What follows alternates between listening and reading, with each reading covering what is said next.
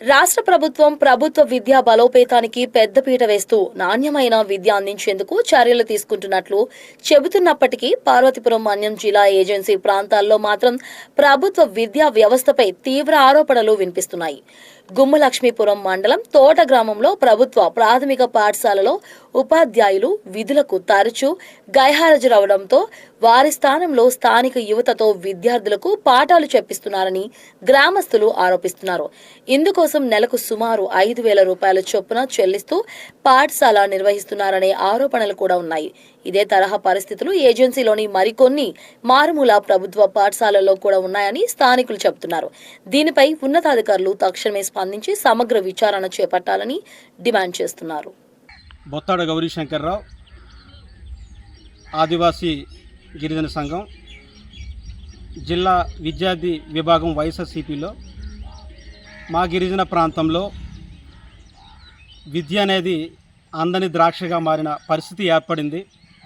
ఉపాధ్యాయుల కొరత, అలాగే కొండ ప్రాంతాలకు కూడా ఉపాధ్యాయులు వెళ్ళలేని స్థితి ఏర్పడింది. ముఖ్యంగా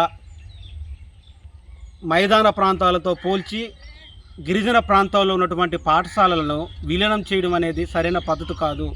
ఎక్కడైనా 1 నుంచి 5వ తరగతి పిల్లలు చాలా ఇబ్బంది పడే పరిస్థితి ఏర్పడుతుంది. గిరిజన ప్రాంతాలలో విద్యార్థులు ఒక ఊరు నుంచి వేరే ఊరు వెళ్ళడానికి కొండలు, వాగులు, గుట్టలు దాటాల్సిన పరిస్థితి ఏర్పడుతుంది. ఇట్లాంటి పరిస్థితుల్లో విద్యను దూరం చేయడం అనేది సమంజసం కాదు. ఒకసారి గమనించుకుంటే ప్రపంచంలో చాలా దేశాల్లో, ఫిన్లాండ్ లాంటి దేశంలో ఎక్కడైతే విద్యార్థులు ఉన్నారో అక్కడ చిన్న స్కూల్ ఏర్పాటు చేసి అక్కడ ఉపాధ్యాయులు నియమించడం, అలాగే స్వీడన్ లాంటి, నార్వే లాంటి దేశాలలో ఇదే మాదిరిగా విద్యార్థులు ఎక్కడుంటే అక్కడ ఉపాధ్యాయులను పంపించడం.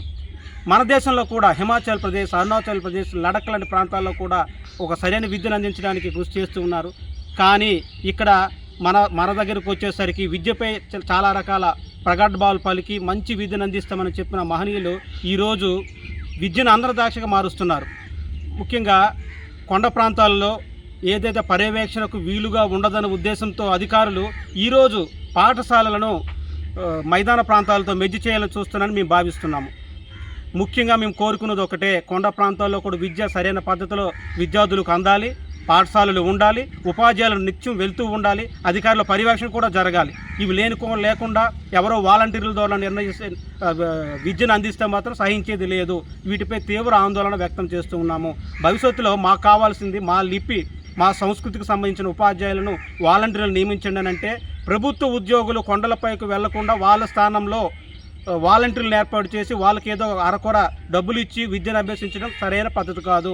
ఇలా చూసుకుంటే భవిష్యత్తు అంతా అంధకారంలో పడి గాడి తప్పి వ్యవస్థ నాశనమయ్యే ప్రమాదం ఉంది. పూర్తిగా గిరిజన విద్యా వ్యవస్థ నాశనం అయిపోయి గిరిజనులు అనేవారు లేకుండా పోతారు.